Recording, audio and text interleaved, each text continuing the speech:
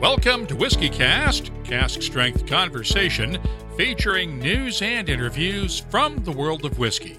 I'm Mark Gillespie. This is episode number 767 for May 12th, 2019. Coming up in a few minutes. They had the chance and the pleasure to work with Dave over the last couple of years. And so, I guess little did they know how lucky that time was that they spent with him. But I think we're in a pretty decent place. I think proof's in the pudding and some of the other products that will come down the road as far as what Dave taught our young staff. It's been 6 months since the untimely death of master distiller Dave Pickerell last November, and the distilleries he worked with over the last decade have had to figure out how to keep going without his guidance. Probably no distillery was more associated with Dave than Vermont's WhistlePig Rye, where he was not just the master distiller, but was one of the founders. Back then, Jeff Kozak was a sales executive with Beam's Alberta Distillers in Calgary. He sold Dave Pickerell and Raj Bhakta the barrels of rye whiskey that would become the first bottling of WhistlePig Rye. Today, Jeff Kozak is the CEO of WhistlePig, and he'll join us on WhiskyCast In-Depth. That's just ahead, along with the calendar of events, your voice, and a tribute to one of world whiskey's visionaries who passed away this week. It's all just ahead on this edition of WhiskyCast. WhiskyCast, brought to you by Redbreast, the definitive single pot-still Irish whiskey. Those in the know Redbreast.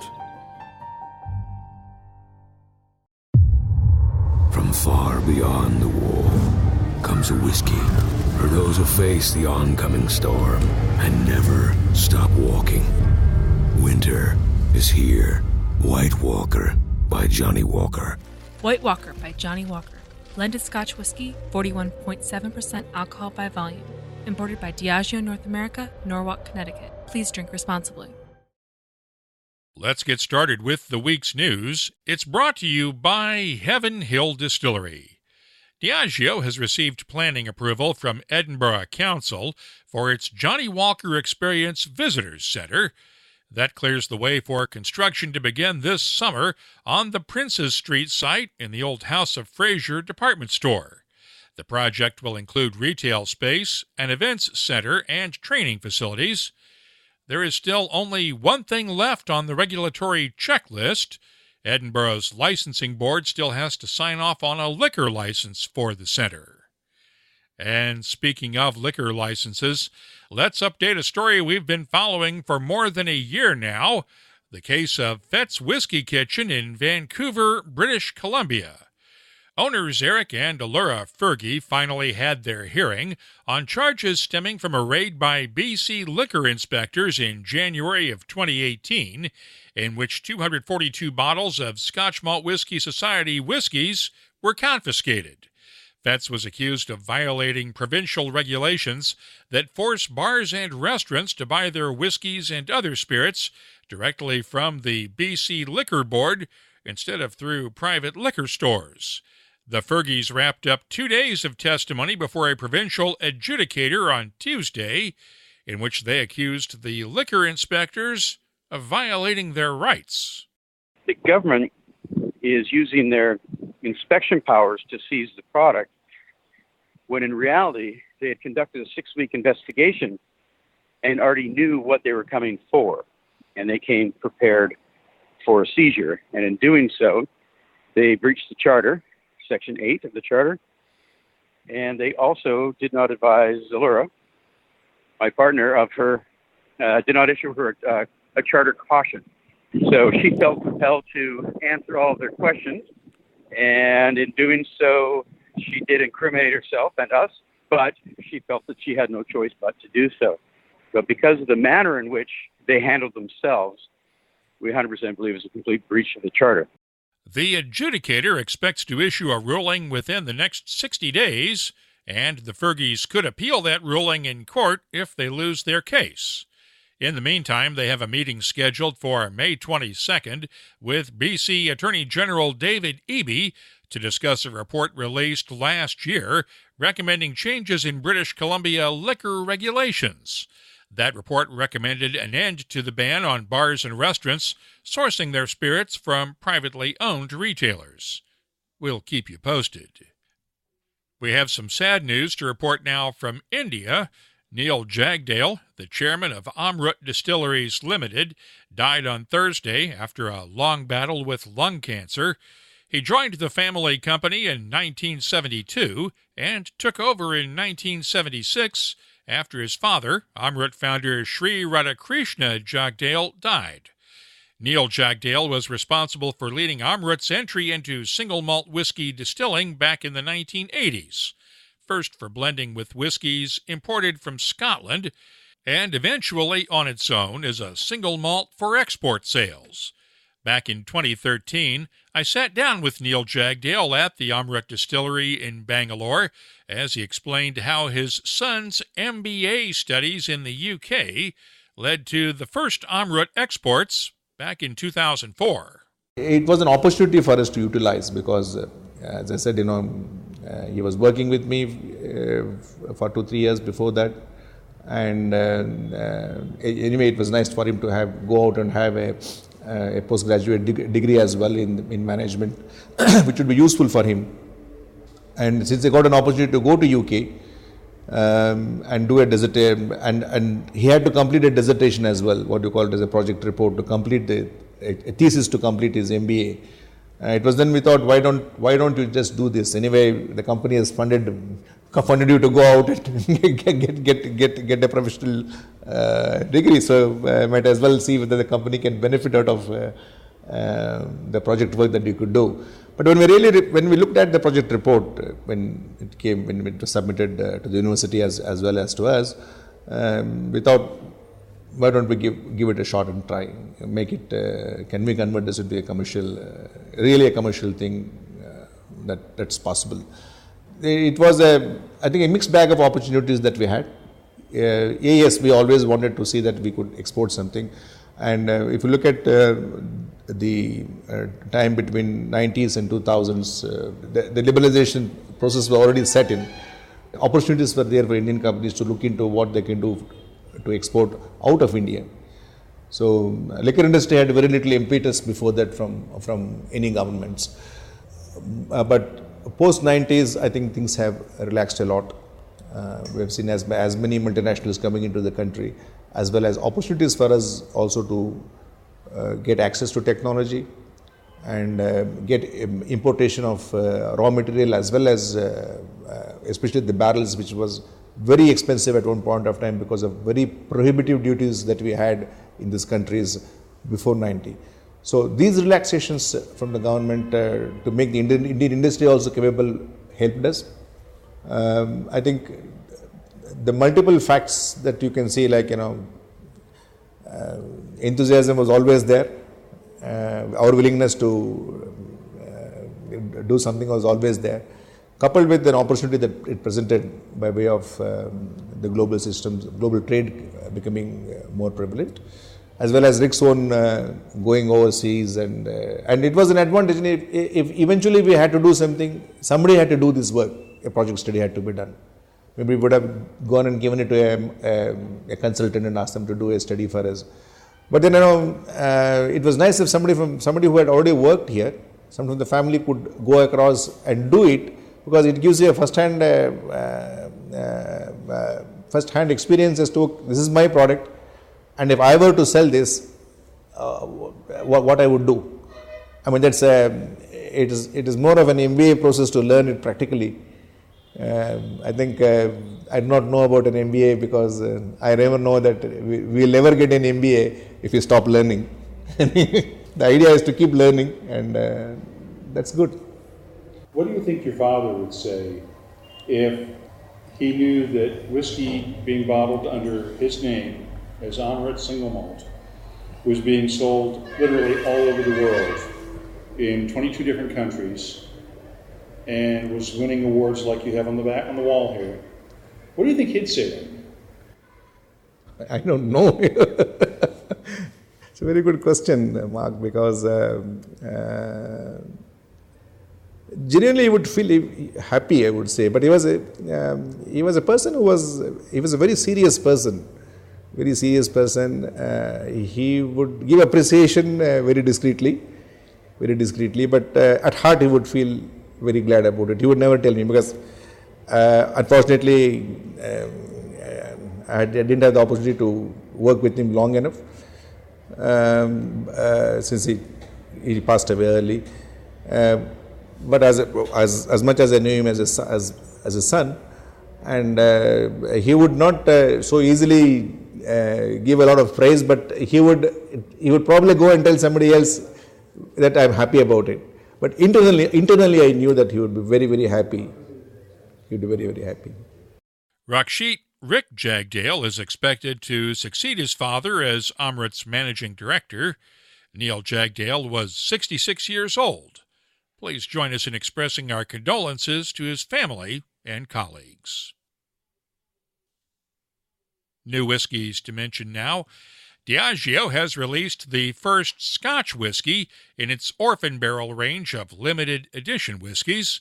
Forager's Keep is a 26-year-old single malt from the long-closed Pityvake Distillery in Speyside and is one of the few whiskies that's actually older than the distillery it came from. Pityvake was only around for 18 years before it was closed down and later torn down. Forager's Keep is bottled at 48% ABV. It carries a recommended retail price of $399 a bottle. I'll have my tasting notes for it soon at the WhiskyCast website. Brown-Forman is releasing a new Glendronach single malt for the travel retail market. Boynes Mill gets its name from the Boynes Mill estate that is home to the distillery. The whiskey itself is 16 years old, and it's matured in a combination of Oloroso, PX, and port wine casks. It carries a recommended retail price of £88 in duty-free. That's about $114 US at current exchange rates. White and Mackay is releasing two new 21-year-old Jura single malts.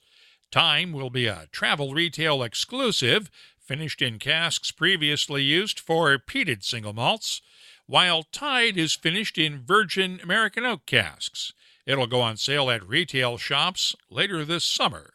No word yet on pricing. Ryder's Tears is adding a new whiskey to its core range. Double Oak is a successor to the Cognac cask limited release earlier this year and will use both French oak cognac casks and American oak casks. It'll have a recommended retail price of €55 in Ireland and Europe, with a U.S. recommended retail price at around $65 a bottle. Canada's 40 Creek Distillery has unveiled this year's limited edition release. Engagement of the 40 commemorates the 205th anniversary of the battle during the War of 1812 near the site of today's 40 Creek Distillery. In that battle, British troops stopped the American Army from advancing further north into what is now Ontario. 15,000 numbered bottles will go on sale in September, but the distillery will start allowing people to reserve a specific number now for pickup at the distillery starting on September 21st. The price, $79.95 Canadian per bottle. Heaven's Door is re-releasing the final batch of bottles of its 10-year-old Tennessee Straight Bourbon that was originally released last year. It's also unveiling plans for its next series of whiskeys. The Bootleg series gets its name from co-founder Bob Dylan's classic Bootleg series of albums. The first release in the Bootleg series comes this fall. It'll be a 25-year-old whiskey finished in Japanese Mizunara oak casks and will have a recommended retail price of about $500 a bottle. More details as they're available. And finally, the winners of this year's Spirit of Speyside Whiskey Awards were announced last Sunday night. Too late to make it into our last episode. Ben Romack's 10-year-old won the award for single malts 12 years old and younger. Glen Grant 15 won the award for whiskeys 13 to 20 years old. And the Glenlivet Archive 21-year-old won for whiskeys over 21 years old. Tamdhu's Dalby Alley 2018 release won the award for Best No-Age Statement Whiskey. The winners were voted on by attendees at judging events held during the festival and at sites in Ireland, Canada, Norway, Sweden, Holland, Italy, and Germany. By the way, next year's Spirit of Speyside Festival will be held from April 29th through May 4th, 2020. You can keep up on the latest whiskey news all week long at WhiskyCast.com. The news is brought to you by Heaven Hill Distillery. Keeping American whiskey history and tradition alive isn't just a marketing slogan. It's part of Heaven Hill's fabric. When other distillers were getting out of the rye whiskey business, Heaven Hill saved the legendary Rittenhouse rye from becoming a footnote in the history books. Today it's the rye whiskey of choice, in a cocktail or neat, with a distinct spicy flavor all its own. Find out more at heavenhilldistillery.com. Think wisely, drink wisely. I'd like to take a moment to thank everyone who posted reviews and ratings for WhiskyCast this week on Apple Podcasts, Google Podcasts, and the other podcast apps out there. We really do appreciate your support. If you've not posted your own review yet, I hope you'll take a minute this week to do it. Those reviews really do help determine search results that help other whiskey lovers discover WhiskyCast when they're looking for podcasts. It's one way you can help us bring WhiskyCast to more people each week. Thanks. Time now for the WhiskyCast calendar of events. Tickets are still available for the Water of Life charity whiskey tasting Thursday night in New York City. That's followed on Friday night by the Whiskey X New York. The Toulouse Whiskey Festival is this coming Sunday in Toulouse, France. The Campbellton Whiskey Festival runs from May 21st through the 24th in Campbellton, Scotland, while the Hebridean Whiskey Festival on the islands of Skye, Rassay, and Harris is the 21st through the 25th. Whiskey Live New York is on May 22nd, and the Oxford Bourbon Festival and Auction is on May 24th and 25th in Oxford, Mississippi. The big one, Végil, the Isla Festival of Malt and Music, gets underway May 24th and runs through June 1st. And as part of that, the Scotch Malt Whisky Society is staging the Tour de Isla on May 25th. It's a bicycle tour with stops at all of the distilleries on Isla. That should be interesting. Remember, gang, the sheep have the right of way on Isla. Right now, we have 225 different events on our searchable calendar at WhiskyCast.com. If you have a festival, a tasting, or other whiskey-related event coming up, just use the contact form on the website to let us know all about it. We'll be glad to add it to the list. Grab a bourbon and settle into a good story. Heaven Hill's Backroom Stories, told by those who've rarely shared before just how they shape the spirit and just how the spirit shapes them. All the barrels are aging here. A lot of the airflow through the warehouse like this, when you open the door, all that goodness hits you in the face. And, it's something you never forget. Download and listen to the new podcast, Tales from the Hill, from Heaven Hill Distillery. It's coming soon to Apple Podcasts, Google Podcasts, Spotify, and wherever you get your podcasts. From deep in the north, far beyond the wall, the howl of the frozen wind brings word of something new. A whiskey from the land of always winter, for those who face the oncoming storm and never stop walking. Winter is here. White Walker by Johnnie Walker. White Walker by Johnnie Walker. Blended Scotch whiskey, 41.7% alcohol by volume. Imported by Diageo North America, Norwalk, Connecticut. Please drink responsibly. WhiskyCast In-Depth is brought to you by Lagavulin. When Dave Pickerell died last November, he left behind a legacy of excellence in craft distilling that will be hard to match. He worked with dozens of small-scale distillers, but will most likely be remembered for his work with Vermont's WhistlePig Rye. Dave was there from the beginning, and he was with Raj Bhakta when they bought their first casks of whiskey from Alberta Distillers in Calgary. And while Raj Bhakta could be a polarizing figure and often surrounded by controversy, Dave Pickerell kept the WhistlePig Rye brand on solid ground whiskey-wise. After settling a long-running court battle with his partners and investors, Raj Bhakta is no longer a part of the WhistlePig Rye ownership team, and after Dave's death, WhistlePig is now relying on the distillery team he trained to keep the brand on track. They've just released Piggyback. It's a 6-year-old rye whiskey designed for both bartenders and whiskey lovers alike. And one of the people who was there in the early days is running the business side. Jeff Kozak sold Dave Pickerell and Raj Bhakta the barrels for the very first WhistlePig Rye bottling when he was working at Alberta Distillers. Today, he is the CEO of WhistlePig Rye. Got to admit, it's been an interesting couple of years for WhistlePig. How have you weathered the storm? Quite well, I think, all things considered. But yeah, it's been a wild couple of years, especially with Dave's passing this last fall. So surprisingly, the company's continue to grow, and I think we're looking still forward to a pretty bright future. Let's talk about Dave first of all. How did you guys get the news? I had a phone call from one of our stewards that was out in California when Dave passed away. It was quite shocking, and we had to let everybody else know one by one, just because he touched so many people through the industry. So it was a difficult week, to say the least. Let's talk about the interim, the last 6 months or so, since it's been about 6 months since Dave's passing.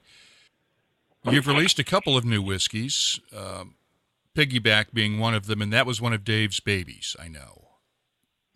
Yeah, Piggyback kind of came upon us last year. We had taken the entire sales team out to Calgary, to where I used to work, and we were picking through some barrels and sampling it, and Dave was there, and about 6-7 salespeople, and Pete, our young blender, and we tasted something that was in one of the old racks, and we just kind of went back to where Dave had always wanted to have something that was more approachable for bartenders from a price point. And little did we know that would be an offering that we were able to finally get to market here.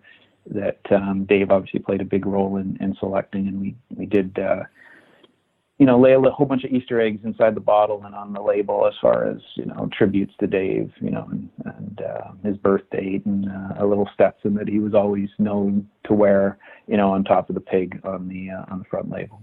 Let's not give any more spoilers out. Let's let people try to find it, except for the Stetson on the top of the pig's head. Sure. This was always something, though, that Dave really focused on, was trying to work with the cocktail community, wasn't it? Yeah, I mean, that's how WhistlePig started, and obviously, it was always very trade focused, and WhistlePig was one of the first ryes that, kind of brought us back to that cocktail culture. And, as the years went on, we realized that, we were kind of moving a little bit further away from where we started, and Piggyback was a chance to get back to that place with our bartender community, and that's where, that name Piggyback came from. Something that we've always done in fun, around the farm, and something, you would do, just kind of a sign of amusement and mirth, right? So that Piggyback name kind of just struck a chord with Dave, and that's where we ended up. Is that his final whiskey for you guys?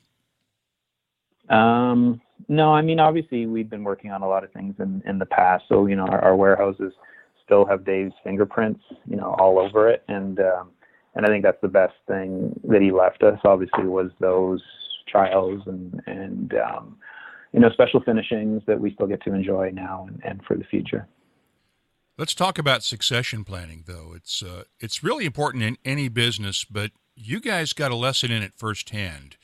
How did Dave prepare you for the future without him? Yeah, I mean, I think, Dave obviously was quite busy working on various brands, not only ours. And so we had started down this road almost a couple of years ago. And so there's a young gentleman named Pete Lynch who's basically been training under Dave, focused heavily on blending. And then we had a couple of young distillers. One girl came from Wild Turkey. Her name was Emily. We had another one named Megan that came from a cidery. And so they had the chance and the pleasure to work with Dave over the last couple of years. And so, I guess little did they know how lucky that time was that they spent with him. But I think we're in a pretty decent place. I think proof's in the pudding and some of the other products that will come down the road as far as what Dave taught our young staff. I know that at Whiskey Fest in New York last December, about a month or so after Dave's passing, you guys had a special tribute there, one of his Stetsons on the table as a memorial for Dave. Yeah, Dave Stetson was, what he was known for when he went into any bar. That's just kind of what you saw first coming through the door was that black Stetson. And, we did a little tribute for him. We gave out little Stetson pins. And then one of the cool things we did was any brand that he ever worked for, we ended up asking them to send in their product, and we blended it up into Dave's tribute, really, which was a blend of every whiskey that we could ever find that had Dave's fingerprints on it. And that ended up being about a blend of American whiskeys that Dave had touched over his kind of career. It's not something you ultimately that you want to try. You want to leave it on your shelf. Dave was always one of my mentors. He's the guy that I went to whenever I needed any questions answered about anything in distilling. He was the go-to that could not only answer the questions, but make it simple enough that even I could understand it. I have to imagine that your young kids at the distillery, I'm using the term kids loosely, but you know what I mean, really got to benefit from having that expertise. Yeah, I mean, I used to work with Dave when I worked at Beam, and he obviously, knew the gamut from not only from distillation, but, waste and digesters and disposal, right? So there was nothing that you couldn't ask Dave about. And I think that's obviously invaluable because he was, a multi-purpose guy, right? His background and where he came from let him touch a lot of different products and a lot of different processes. And I think, again, in today's world, a lot of people are very singular, but Dave was an all, he was well-rounded. So there was nothing that he couldn't touch or approach. Let's talk about happier things now. WhistlePig is probably on its most solid footing ever since the founding of the distillery about 10 or so years ago, since Raj and Dave got together and with their partners and your current investors created WhistlePig. How hard has it been to get through the last 2 years behind the scenes? We've reported on some of this, but obviously couldn't report on all of it because of various court filings and things like that. But what does it mean to you to finally have the company, WhistlePig, on solid ground? I think, that it comes back to the brand, right? And the brand has always been solid. And, there might have been noise in the background, but the brand has slowly and steadily gained more followers as we moved from the trade out to, a little bit more mainstream with consumers. And I think that's been the importance, right? What we do has been for the health of the brand and the new products that we've launched and the support as we've grown out the company, allowed everything to look calm to the consumer, or when you're sitting in a bar and you're ordering a bottle of WhistlePig, it still tastes like WhistlePig. It still looks like WhistlePig regardless of what was in the news or what was happening behind the scenes. And you've changed out management. Obviously, Raj Bhakta, one of the founders, is no longer with the company. And whether that's a good thing or not, we'll leave that to other people to decide. But you've brought in some industry folks that really had some background to try to help lead this company along with yourself, right? Yeah, I think we call it WhistlePig 2.0, right? So there was a couple of professionals that were brought in, and I think when you do that, you want to ensure you don't lose the soul of the brand either. So I think a little bit in the background always helps to steady the waters, ensure that, there's consistency with approach, but never ever at the I guess never will it impact the brand, and it's still being, a pig on a label, a fun cocktail spirit that, is loved by bartenders, around the U.S. Tell me about the decision to bring in private equity with the BDT deal in January, because private equity is something that a lot of distilleries have not wanted to explore just because of losing founder control. But what did it mean to you to have BDT Capital Partners come in with an equity buyout that let a lot of those longtime shareholders cash out? I think it was, it was something that we needed to find for Raj was some liquidity, and then obviously it gave the company some more stability. BDT had, a small interest in another tequila brand. They're a longer term PE. They obviously have a wealth of knowledge and contacts, and I think it's just given us that ability to continue down the same path that we were on, which is just continuing to expose more consumers to our brand. And I think they're going to do a fantastic job helping us on that journey.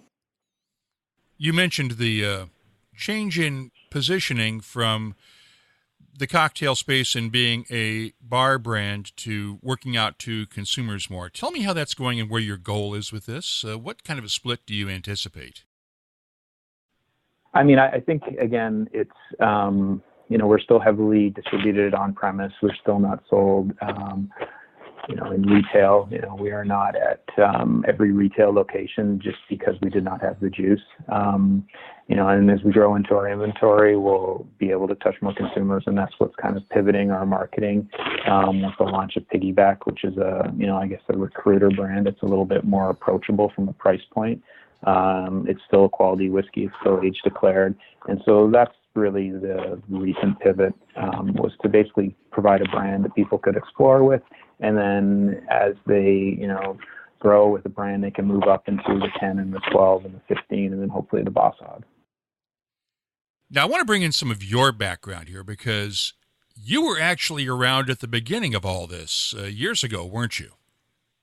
Yeah, I knew Dave back in the day. I worked at Beam up in Calgary at Alberta Distillers, and so I originally sold Dave the whiskey, and that was back in 2007, and then I stayed within the industry and watched the brand grow. And as I viewed both what was happening with WhistlePig and other craft brands, I kind of got the itch. And about 6 years ago, I decided to come over here and join Dave and the gang, and really find out what it's like to get your hands dirty as you start a craft brand, or as you grow a craft brand up to something that's a little bit fun, still challenging every day, and something that you never know what's going to happen when you open your office. Tell me about those initial conversations with Dave in 2007 up at Alberta Distillers. It was early days. Craft really hadn't started. He had expressed interest in sourcing some rye whiskey. Other parties had also. And I just think, again, Dave was a visionary. He could see that the flavoring whiskeys that were up in Calgary were, if not better than any other straight whiskey that was being distilled in the U.S. And, I think it was a chance and a choice he made to bring something down that nobody else had ever tried before. And I think it just, again, goes back to why Dave, he learned to blur categories, and he did it through his entire industry, or through his entire career in the brands he interacted with. You mentioned not having enough juice to meet the current demand. How is the distillery doing in terms of production? I know you've opened up a second facility just across the state line, but how are you doing in terms of cranking out juice for the future? We're doing great. I mean, we started off with one still, and we put in a second still earlier this year. We actually had one of Dave's eldest sons, Micah, come up for the actual unveiling. So we put in a master or a matching still, similar to what makers did when they started to really grow. They ended up basically just matching the existing process and duplicating a still. So we stole from that, did the same. So production's cranking. We have warehouses built in New York, and I think we're getting ready for the future. How's the relationship with the neighbors now? a lot better. I think, again, in an era of transparency, if you tell people what you're going to do and why you're going to do it, you get a better reaction. So I think we're on solid footings with our neighbors here, and we're we're starting to be a larger employer here in our little town of Shoreham, Vermont. So I think, again, that bodes well for all parties. And we should point out the problems with the neighbors stemmed from the original development of the distillery. Some of the neighbors were worried about whiskey fungus and traffic and things like that and filed some protests. And there were legal issues that had to be resolved under the previous management. And all that's been resolved now, right? Correct. Yeah, it's smooth sailing. And again, I think everybody's, appreciative of what we do here for the local community and the jobs we provide. So we're past that hurdle. What's the future? Where do you see WhistlePig 10 years from now? Well, I hope we see it, in every hot bar and restaurant. That's where we started, and that's where we should remain. I see us expanding internationally. We have traditionally not done much business other than in London and the UK, and so I see us kind of spreading our wings there. And I'm hopeful that, where you want to find a great straight rye, you can find Piggyback, and where you want to find a more premium product, you can find our 10, 12, and 15. And I'm hopeful that more consumers will be able to experience something that they couldn't necessarily in the past just because we did not have enough supply. Thanks to Jeff Kozak of WhistlePig Rye for joining us on this week's WhiskyCast In-Depth. It's brought to you by Lagavulin, the legendary Islay single malt. The final season of Game of Thrones is here at last.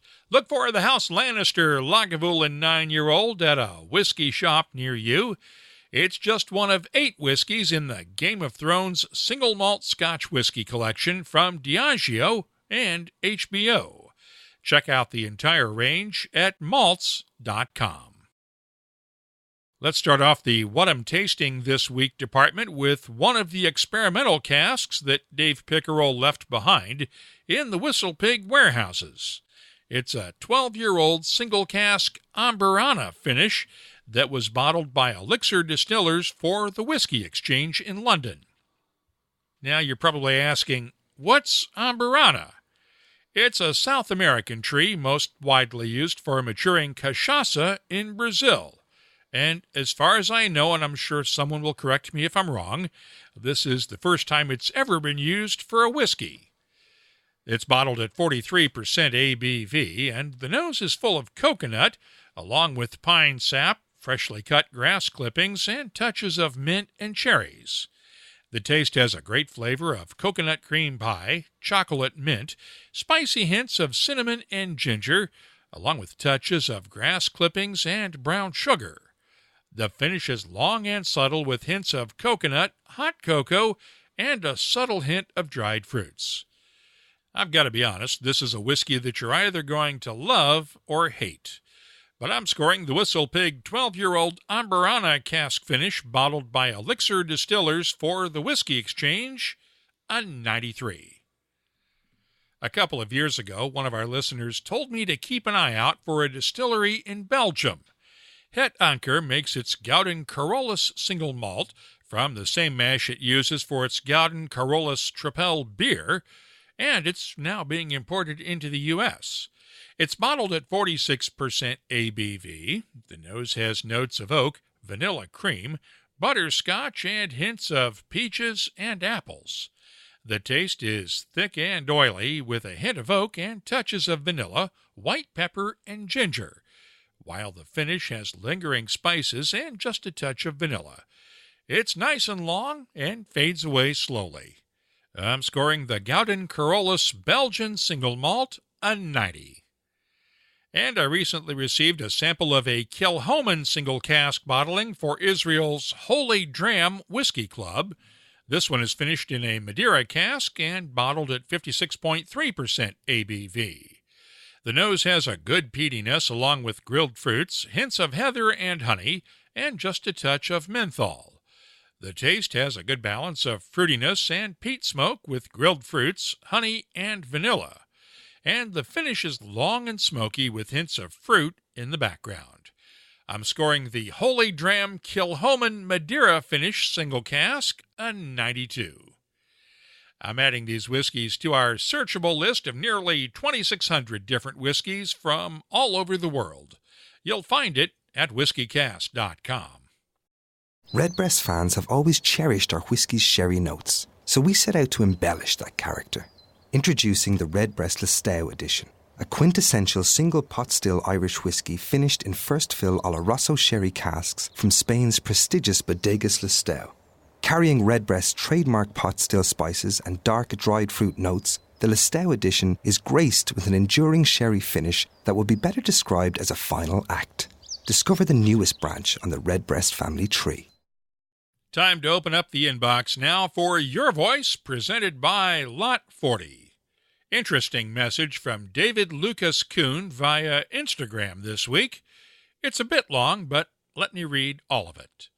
What are your thoughts on bottling ABV? I ask because it seems like so many presumably newer whiskey drinkers, many on Reddit, go figure, constantly make a big deal about ABV and express disappointment in products like Lagavulin, Balvenie bottlings, or Highland Park, things that have been bottled that way for decades despite conglomerates like Diageo buying them. I think they fail to realize that often younger whiskey is masked by high alcohol percentage, while a lot of these more refined expressions are bottled intentionally at a certain strength. Many professional blenders nose with water anyway because of flavor profiles, but the cask strength craze gets all the hype. Is it just marketing immature stocks to create demand for something more readily available? Would love to hear your thoughts sometime. Thanks.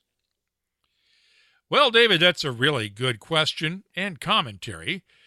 I am usually on the side of bottling at the highest strength that makes sense. And, of course, that's different for each whiskey. That said, I do understand the pressure to get as many bottles out of a batch as possible, which is why a lot of whiskeys get bottled at the minimum strength of 40% ABV. Right now, though, I don't think cask strength should be described as a craze. I think it's more of a natural evolution of the general feeling among whiskey connoisseurs against chill filtering. I do believe that there's an argument for including at least one cask strength edition in a whiskey brand's range to make it complete. But if a brand chooses to not do that, I'm not going to complain about it much. David, thank you again for the question. Last time around, I mentioned our Twitter giveaway for 4 Redbreast pocket squares, and those are in the mail now to our winners around the world. But after the drawing, Murph USA 1 in Lansdowne, Pennsylvania, asked if we might consider sending him one so that he could wear it with his Redbreast lapel pin at his daughter's wedding this weekend.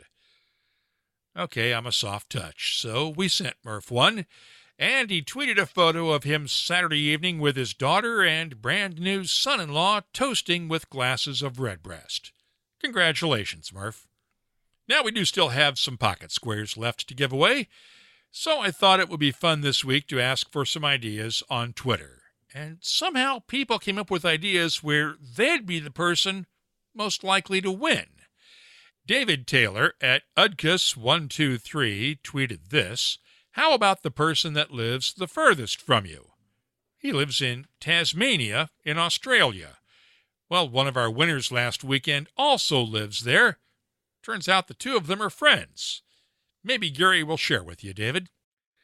Chris London tweeted something similar from Canada. How about the podcast listener farthest away from you on Google Maps? Okay. And Nicholas L. Martin offered the suggestion with the narrowest range of possible winners. A contest to see who else is a public high school Latin teacher come soccer coach. Nice try, Nick. The idea is to get as many people as possible to enter, though. Drew at Drew7182 had this suggestion. Someone has to guess how many samples and or bottles are in your collection, or how many distilleries and events you've been to. I can tell you right now, that is not happening, because I'd have to start counting everything up, and I just don't have that kind of time. We had a lot of suggestions for photo competitions, including one from @MoGrizz. On the most unique location, you enjoy a dram of Redbreast whiskey with a picture. I like that idea. We might just do something along those lines. And Sophia 10 on SA obviously believes in the old phrase, it never hurts to ask. Here's her tweet. Can I just ask for one nicely and share a pic of my top shelf? And she shared a photo of her shelf with 6 Redbreast bottles, including 3 12-year-old cask strengths, 2 15-year-olds, a 21, and a Lustau edition. What do you think, gang? Is that worth it? Let me know online. And if you have something else you'd like to share with whiskey lovers around the world, you can always get in touch with us on Instagram, Twitter, or Facebook @WhiskyCast. The email address is comments@whiskycast.com. Your Voice is presented by Lot 40, Canada's award-winning 100% pot still rye whiskey. Lot 40, unapologetically Canadian.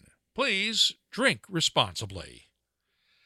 Let's wrap things up now with Behind the Label, our look at the history, science, and all that other stuff that combine to make whiskey unique. It's brought to you by Writer's Tears.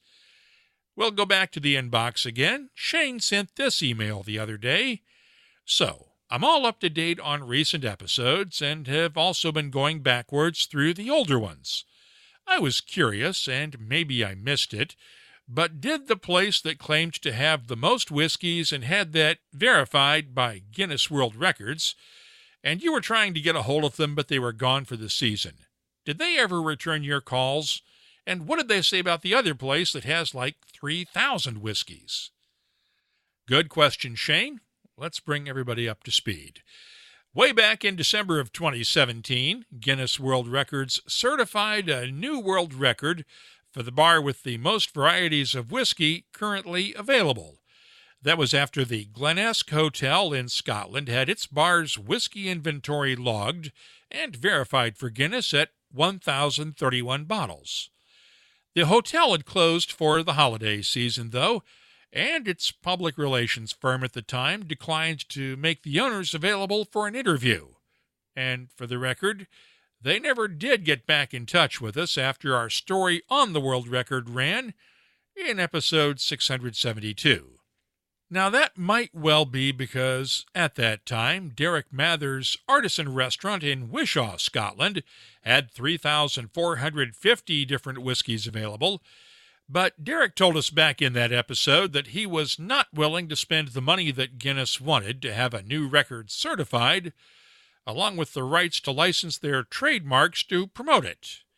Guinness eventually got around to telling us that there is no charge to submit a claim for a new world record, but that they do charge to have a member of their team come out and verify a record attempt in person, and that there are licensing fees only if a record holder wants to use the trademarked Guinness World Records logo in its promotion. Here's an update for you now. The Glenesk Hotel no longer holds that record, but neither does the Artisan or Washington, D.C.'s Jack Rose Dining Saloon, which had around 2,700 different whiskeys back then.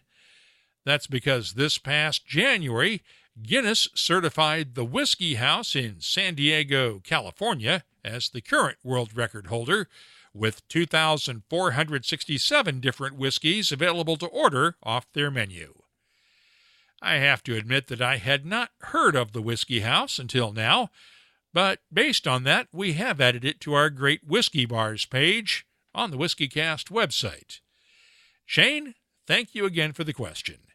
And if you have something you'd like us to look at on Behind the Label, you can always use the contact form at whiskycast.com to get in touch with us.